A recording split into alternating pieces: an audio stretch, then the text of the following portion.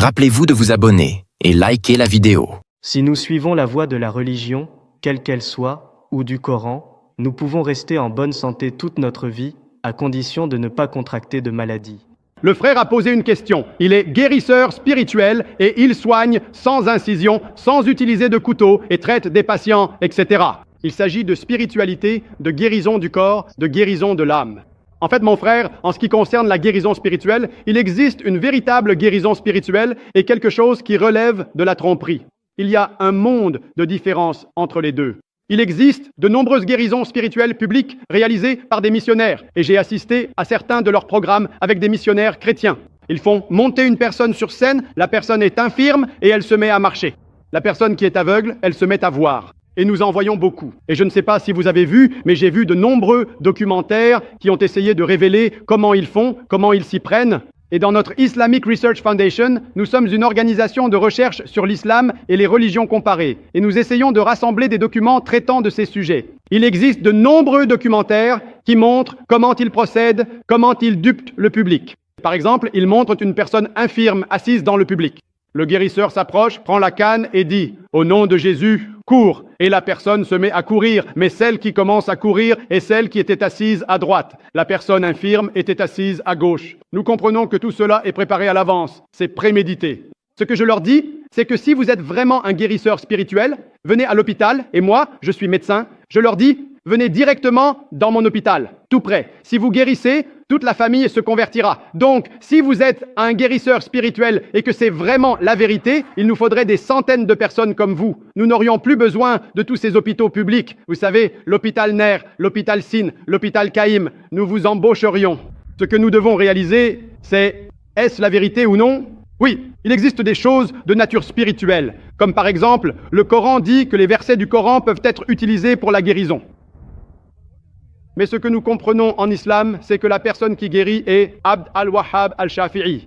C'est lui qui guérit. Si quelqu'un dit « je guéris », c'est absurde. C'est Dieu Tout-Puissant qui guérit, que ce soit par l'intermédiaire d'un médecin, mais faire cette chirurgie sans couteau. Très bien, il existe la technologie laser, mais vous n'utilisez sûrement pas la technologie laser. Utilisez-vous la technologie laser ? Non. Il dit que je... Utilisez-vous, donc, ce que j'essaye de dire, la chose spirituelle. Oui. Moi, en tant que médecin, issu d'un milieu médical, si c'était vrai, nous l'aurions appris en première année de médecine qu'il existe cette méthode. Donc, nous préférerions avoir plus de personnes comme cela plutôt que de passer 5 ans et demi là-bas. Ce que j'essaye de dire, c'est que la plupart de ces choses dont les gens parlent, la guérison spirituelle, c'est surtout une grande supercherie.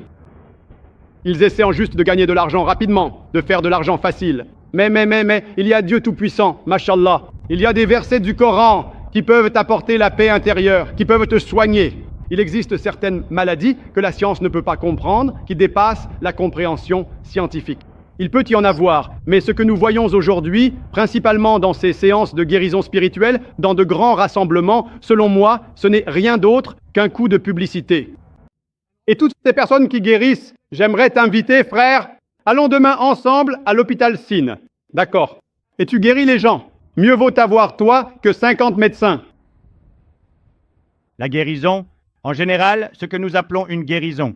La guérison ne consiste pas à soigner la maladie qui survient dans le corps, mais si tu traites ton esprit et ton âme, tu ne tomberas jamais malade de toute ta vie.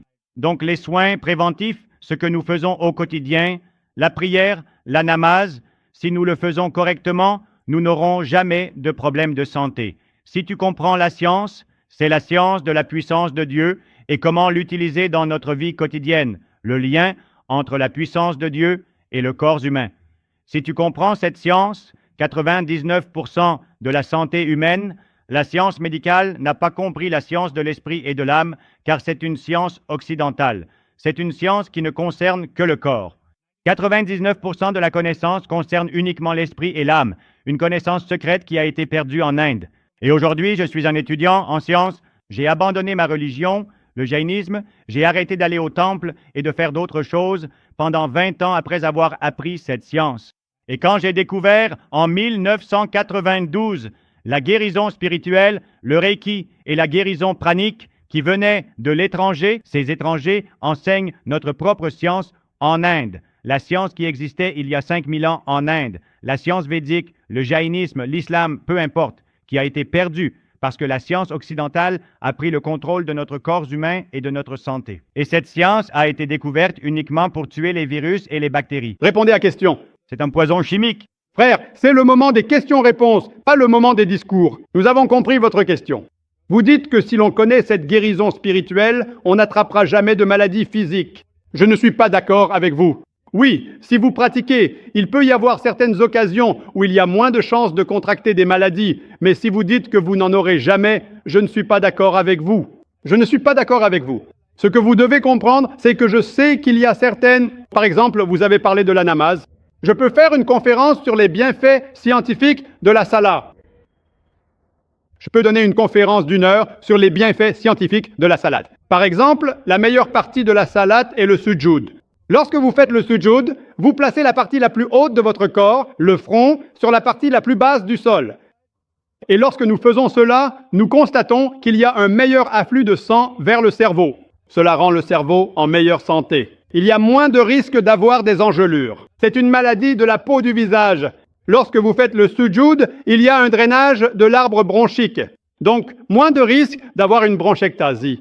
Maintenant, lorsque nous respirons normalement, lorsqu'on respire normalement, un tiers de l'air dans les poumons reste. On l'appelle l'air résiduel. Lorsque vous respirez pendant le sujoud, les viscères abdominaux appuient contre le diaphragme et le diaphragme expulse l'air résiduel. Ainsi, vous inspirez plus d'air frais.